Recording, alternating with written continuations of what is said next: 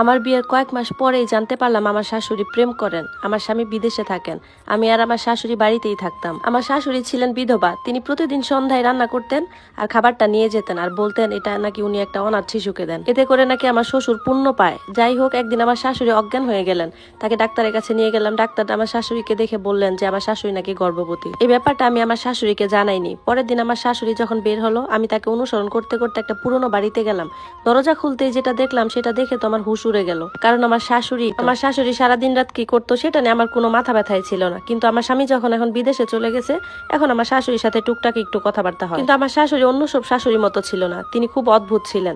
আমি যদি কোনো কাজ না করতাম তাহলে আমাকে কিছু বলতেন না, উনি নিজে ওই কাজটা করে ফেলতেন। শাশুড়িকে বললাম, আপনি যদি খাবার দিতেই যান তাহলে এত দেরি করে কেন যান, একটু তাড়াতাড়ি গেলেই তো হয়। আমার তো আবার সকাল সকাল ঘুমাতে হয়, কারণ সকালে যাতে আমি আবার আমার স্বামীর সাথে কথা বলতে পারি। তখন শাশুড়ি বলেন, গরিবদের খাবার দেওয়ার পর আমি একটু পাড়া মহল্লায় যাই, সেখানে তাদের সাথে কথা বলি, এই জন্য একটু দেরি হয়ে যায়। এরপর যখন আমি বাইরে চলে যাব, তুমি আর আমার জন্য চিন্তা করো না, আমি বাইরে থেকে দরজা লক করে চাবিটা আমার সাথে নিয়ে যাব। আমি আমার শাশুড়ির কাছ থেকে এই কথাটা শুনে কিছুটা স্বস্তি পেয়েছিলাম। এখন আমি নিজেকে অনেক অনেক ভাগ্যবান মনে করতেছিলাম, কারণ আমি এমনই একজন শাশুড়ি পেয়েছি যিনি কিনা আমাকে কোনো কিছুই বলেন না বা আমার ব্যাপারে ওনার কোনো হস্তক্ষেপই নেই। যে শাশুড়িকে এত ভালোবেসেছিলাম, মুহূর্তের মধ্যেই তার জন্য ঘৃণা জন্ম নিল আমার মনে। আসলে আমি জানতাম না যে আমার নির্বোধ চেহারার শাশুড়ি ভিতর থেকে এতটা নিষ্ঠুর হবে। আমি ভেবেছিলাম যে সে এতটাই নিষ্পাপ, যে সে এমন একজন মহিলা যে সম্পূর্ণ পাপ থেকে অজ্ঞাত ছিল। আমি জানতাম না যে সে একটা ভালো মানুষের মুখোশ দিয়ে নিজেকে ঢেকে রাখছে, কিন্তু এটাই বাস্তবতা। তিনি অনেক ভীতুজনক ছিলেন, কিন্তু এত কিছু কিভাবে হলো আমি তো নিজেকে এটা বিশ্বাসই করাতে পারছি না। এই সবকিছু জানতে পেরে আমি খুব দুশ্চিন্তায় পড়েছিলাম আর ভেবেছিলাম যে এই সবকিছু আমার স্বামীকে জানানো উচিত। আর কথাটাও এমন ছিল যে এটা আমি অন্য কাউকে চাইলেও বলতে পারতাম না। আমি তো নিজের কাছে পুনরাবৃত্তি করতেই লজ্জা পাচ্ছিলাম যে আমার বৃদ্ধ শাশুড়ি কিভাবে এই কাজটা করতে পারলো। কিন্তু আমি তাকে লক্ষ্য করলাম, ওনার বয়সটাও কিন্তু এত বেশি ছিল না। আমার শাশুড়ি বলেছিলেন তিনি যখন বিয়ে করেছিলেন তখন তার বয়স ছিল মাত্র 14। এখন আমার শাশুড়ির বয়স 40, কিন্তু তার শরীরটা প্রায় সময় খারাপ থাকতো, যার কারণে তাকে বৃদ্ধ লাগতো। কিন্তু এতদিন ধরে একটা জিনিস আবার দেখলাম যে তার মুখের উজ্জ্বলতাটা আবার ফিরে আসছে। একদিন উনি আমার সামনে হঠাৎ মাথা ঘুরে পড়ে গেল, আমি তো দেখে ভয় পেয়ে গেলাম।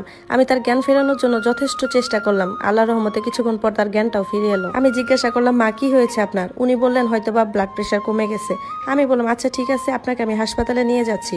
এজন্য একটা রিক্সা নিয়ে তাকে নিকটস্থ হসপিটালে নিয়ে গেলাম। কিন্তু হাসপাতালে যেই পৌঁছালাম তখন উনি আবার মাথা ঘুরে পড়ে গেলেন। উনার কি হয়েছে এটা নিয়ে আমি খুব উদ্বিগ্ন ছিলাম। ডাক্তার দেখে বলছে ওনার কিছু পরীক্ষা নিরীক্ষা করাতে হবে, যার কারণে ওনাকে একটা ইনজেকশনও করা হয় আর রক্ত নেওয়া হয় পরীক্ষার জন্য। এরপর আমরা বাসায় চলে এলাম, কিন্তু পরের দিন যখন আমি রিপোর্ট নিতে গেলাম তখন ডাক্তারের কথা শুনে আমার পায়ের নিচে মাটি সরে গেল। এসব কি বলতেছে উনি? আমি আমার শাশুড়িকে কিচ্ছু বলিনি, আর বদনাম হওয়ার ভয়ে আমি আমার শাশুড়ির রিপোর্টটাও লুকিয়ে রেখেছিলাম।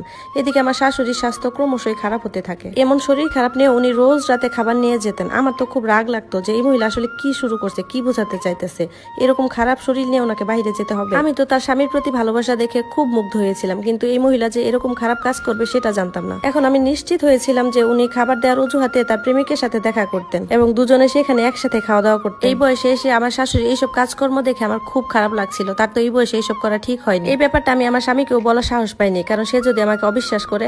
এই জন্য ভাবলাম আমি হাতে নাতে সব প্রমাণ জোগাড় করেই তার সাথে কথা বলবো। আমি আমার শাশুড়ির পিছু নিব বলে ঠিক করি। ভেবেছিলাম আজ রাতে উনি যখন খাবার নিয়ে বের হবে তখনই আমি তার পিছে পিছে বের হব, কিন্তু আমার তো তখন মনে হলো যে উনি তালা চাবি নিয়ে বাইরে থেকে তালা লাগিয়ে দিতেন। এজন্য এর পরের দিন আমি তাকে বললাম যে মা, আপনি তো আমাকে একা রেখে যান, ঘরে যদি কোনো দুর্ঘটনা ঘটে আমি তো ঘর থেকে বের হতে পারবো না, আপনি এখন থেকে আর তালা দিয়ে যাবেন। এই কথা শুনে আমার শাশুড়ির মুখের রংটা ম্লান হয়ে গেছিল। আমার মনে হলো যে আমি যা বলেছি ওনার পছন্দ হয়নি। এর পরের দিন আমার শাশুড়ি যখন বের হলো তখন আমিও তার পিছে পিছে বের হলাম। সেদিন আমি একটা পুরনো চাদর পরেছিলাম, কারণ আমার চাদরগুলো আমার শাশুড়ি চিনত। উনি যদি আমাকে বুঝতে পারে যে আমি তাকে অনুসরণ করছি, যার কারণে আমার বিয়ের আগে একটা চাদর ছিল, ওটা গায়ে দিয়ে আমি তার পিছু নিলাম। তখন রাত 9টা বাজে, এলাকাটা জনশূন্য ছিল, কারণ গ্রামের মানুষজন তাড়াতাড়ি ঘুমিয়ে পড়ে। আমি আমার শাশুড়িকে এমন ভাবে তাড়া করছিলাম যাতে ওনার মনে যেত সন্দেহ না লাগে যে তার পিছনে কেউ আছে। আমি ভাবছিলাম যে একজন অসুস্থ মানুষ কিভাবে এত দূর আসতে পারে। এরপর দেখা গেল উনি একটা অনেক পুরনো বাড়িতে প্রবেশ করলেন। আমি তো ভাবছিলাম উনি হয়তো বা ঘরে ঢুকে ঘরের দরজাটা বন্ধ করে দিবেন। আমি যখন কাছে গিয়ে দেখলাম তখন দেখলাম দরজায় কোনো লক নেই। বাড়িটি এত পুরনো ছিল যে এর দেয়ালগুলো এর সাক্ষী ছিল। আমি যখন ঘরে উকি দিলাম দেখলাম আমার শাশুড়ি আর একটা লোক দুজনেই বসে আছে। শুধু বসে নেই, আমার শাশুড়ি তাকে হাত দিয়ে ভাত মেখে খাইয়েও দিচ্ছে। তারা খুশিও ছিল। এসব দেখে আমি খুব অবাক হয়ে গেলাম। পরে ভাবলাম আমার শাশুড়ির এই বুঝি এতিমদের খাওয়ানো, তাই না? যেখানে উনি একজন অপরিচিত লোকের বাসায় এসে উনাকে আবার খাওয়াচ্ছে। আমি এতটাই বোকা ছিলাম যে আমার শাশুড়িকে আমি কখনো সন্দেহ করিনি, উল্টো আমি তাকে অনেক ভালো মানুষ হিসেবে বিবেচনা করেছি, যিনি তার স্বামীর প্রতি অনুগত ছিলেন এবং রাস্তায় বেরিয়ে এসে দরিদ্রদের খাবার দিতেন তার স্বামীর পুণ্যের জন্য। তবে এখানে শুধু খাওয়ানো ছিল না, অচেনা কোনো ব্যক্তির সাথে পরিচয় ছিল। বিষয়টা অনেক দূর এগিয়ে গেছে। আমার শাশুড়ি গর্ভবতী ছিলেন। তখন তখন আমি নিশ্চিত হলাম যে এই সেই ব্যক্তি যার সাথে আমার শাশুড়ির অবৈধ সম্পর্ক ছিল, যাকে খাবার দেওয়ার জন্য আমার শাশুড়ি প্রতিদিন বাহিরে চলে আসতেন। প্রথমে আমি সেখানে গিয়ে দুজনকে খারাপ কথা বলতে চাইছিলাম, তারপর ভাবলাম ওরা আবার আমার কোনো ক্ষতি করবে না তো, আর আমি তো লোকটাকে চিনিও না। তখন আমার হঠাৎ মনে হলো যে আমি আমার বাড়িটা পেছন দিক থেকে খোলা রেখে আসছি। তখন আমার মনে হলো হঠাৎ বাড়িতে চোর ঢুকবে না তো। চোরের কথা মনে হওয়াতেই আমি বাড়িতে চলে এলাম, কারণ সেখানে আমার কিছু মূল্যবান গহনা আর জিনিসপত্র ছিল। আমি চিন্তা করে পাগল হয়ে যাচ্ছিলাম। এরপর আমি মনে মনে ভাবলাম আমার শাশুড়ি যখন বাড়ি আসবে তখন আমি যা ইচ্ছা তাই বলবো, কারণ এখানে যেহেতু লোকটা ছিল ওদের সামনে তো আমি তাকে কিছু বলতে পারতাম না। আমার শাশুড়ি যখন বাড়ি ফিরলেন আমাকে জেগে থাকতে দেখে কিছুটা হতবাক হয়েছেন এবং আমাকে বললেন, তুমি কি এখনো ঘুমাওনি? আমিও রেগে গিয়ে বললাম, যে মহিলা শাশুড়ি এত খারাপ হতে পারে সেই মহিলা কি করে ঘুমাবে? তখন আমার শাশুড়ি বিস্মিত হয়ে আমার দিকে তাকালেন। আমি তখন বললাম, আপনি একদম আমার দিকে এইভাবে তাকাবেন না। আপনি খাবার দেওয়ার অজুহাতে প্রতিদিন কার সাথে দেখা করতে যান, আর আপনার পেটের সন্তান যেটা আছে সেটা কার সন্তান, সেসব ব্যাপারে কিন্তু আমি সব জেনে গেছি। আমার শাশুড়ি আমাকে বললেন, এসব কি বলছো তুমি? তখন আমি তার মেডিকেল রিপোর্টটা তার মুখের দিকে ছুড়ে দিয়ে বললাম, আমি প্রমাণ ছাড়া কোনো কথা বলি না। এই নেন আপনার রিপোর্ট, এই দেখেন আপনি গর্ভবতী, আর এখন আমি এটাই দেখতে চাই যে আপনি কার পাপ পেটে নিয়ে ঘুরতেছেন। আমার শাশুড়ি পরে রিপোর্টটা পুরোটাই পড়লেন। শাশুড়ি বললেন, রিপোর্টে ভুল আসছে। তখন আমি বললাম, রিপোর্টে ভুল আসছে ঠিক আছে, কিন্তু আপনি প্রতিদিন কার সাথে কথা বলেন? স্বামীর কথা বলে অন্য লোকের সাথে কথা বলতে লজ্জা করেন আপনার? আপনি কিভাবে এই কাজটা করতে পারলেন? এতে তো আমার শ্বশুর আপনার ছেলে দুজনেরই মান সম্মান জড়িত আছে। আমার শ্বশুর যদি বেঁচে থাকতো তাহলে না সমাজ জিনিসটা মানতো, কিন্তু এই জিনিসটা কিভাবে মানবো আমরা? আমার যত ক্ষোভ আর আক্রোশ আমি সব আমার শাশুড়ির উপর ঝাড়লাম। তখন তিনি বললেন, তুমি ভুল বুঝতেছো বৌমা, আমি যেখানে ওই লোকটির সাথে দেখা করতে যাই সে আমার ভাই। তাকে কেউ ডাকাতের মিথ্যা মামলায় জড়ায়, সে কারণে সে পুলিশের কাছ থেকে বাঁচার জন্য এই বাড়িতে লুকিয়ে থাকে, আর প্রতিদিন আমি তাকে খাবার দিতে যাই। আমি বাধ্য হয়ে তোমাকে মিথ্যা কথা বলছি বৌমা। তখন আমি বললাম, কেন বললেন? আর আমি এতটাই মূর্খ নয় যে আমি বুঝতে পারবো না যে আপনাদের দুজনের মধ্যে আসলে কি সম্পর্ক। ওই মুহূর্তে আমার ফোনটা বেজে উঠলো। আমি ফোনটা কানে ধরতে যে কথাটা শুনলাম আমার মাথায় আকাশ ভেঙে পড়লো। আমি অবাক হয়ে আমার শাশুড়ির দিকে তাকালাম আর ফোনটা কান থেকে সরিয়ে নিলাম। আমার শাশুড়ি বললেন, কে ফোন করছে, কি হয়েছে, তুমি এতটা বিচলিত কেন? আমার ছেলে ঠিক আছে তো?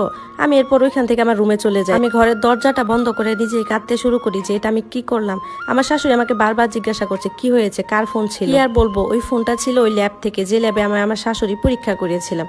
ওখান থেকে আমাকে বলা হয়েছে যে রিপোর্ট নাকি উল্টাপাল্টা হয়েছে। তোমার কাছে যে রিপোর্টটা গেছে সেটা একটা নবদম্পতির রিপোর্ট, যার নাম তোমার শাশুড়ির সাথে মিলে গেছে। তোমার শাশুড়ির রিপোর্টটা আমার কাছে আছে, আর এই রিপোর্ট অনুযায়ী তোমার শাশুড়িকে দেখাচ্ছে তার ফুসফুসে ক্যান্সার হয়েছে। এখন আমি আমার শাশুড়িকে কি বলবো যে আমি আমার শাশুড়িকে তার চরিত্রের দিকে আঙ্গুল তুলেছি?